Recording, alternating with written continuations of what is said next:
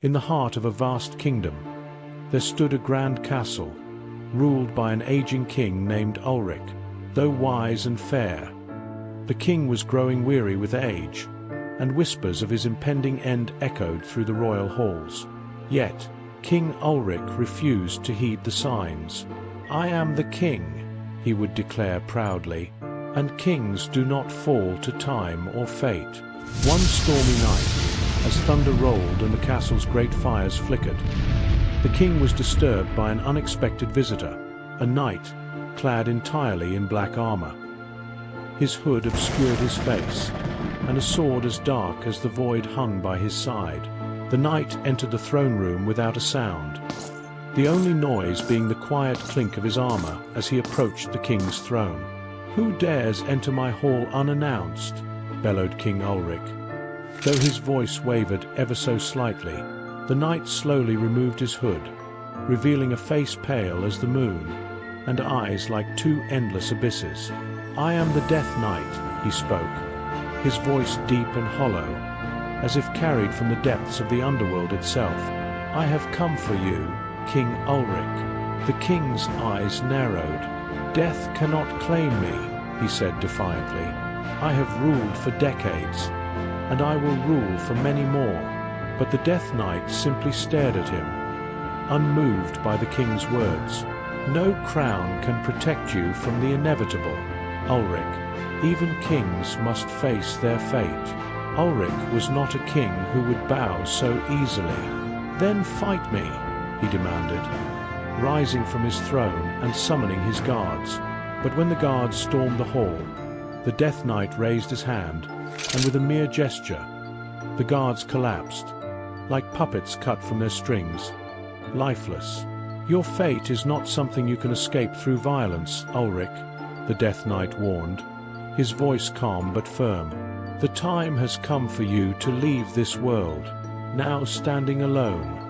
His breath shallow with fear, King Ulric grabbed the royal sword hanging by his side. His hands trembled, but his pride would not allow him to surrender. "If I cannot defeat you in battle, then give me one last chance to prove my worth. One final challenge." The Death Knight paused, then nodded. "Very well, Ulric. What challenge do you propose?"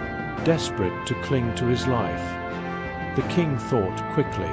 "Let us play a game of strategy, for I am a king of wits as well as strength. If I win, you will leave me to reign a little longer." The Death Knight agreed, summoning a grand chessboard between them, its pieces made of bone and stone. "But know this, Ulric," he said, his tone unwavering. "If you lose, you will leave with me without question."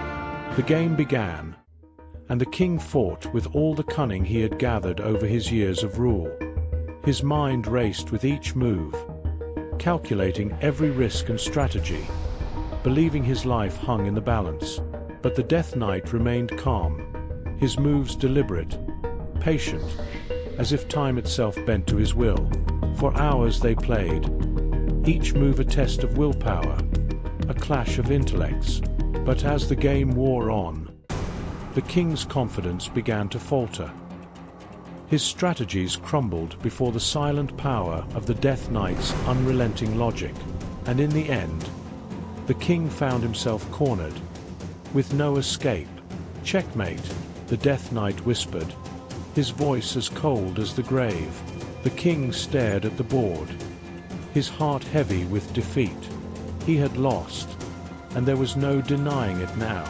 "So, this is how it ends," King Ulric murmured, lowering his head. The Death Knight rose from his seat, his towering figure casting a shadow over the fallen king.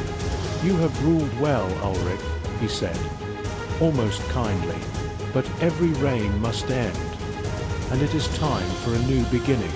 With a heavy sigh, the king stood, his face pale, but his pride intact.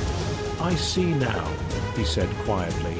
"Death is not an enemy, but a final act in the great play of life." The Death Knight extended his hand. "Come with me, Ulric. Your story does not end here. it merely changes. And with his head held high, King Ulric took the Death Knight's hand. Together, they walked out of the castle, leaving behind the throne and crown.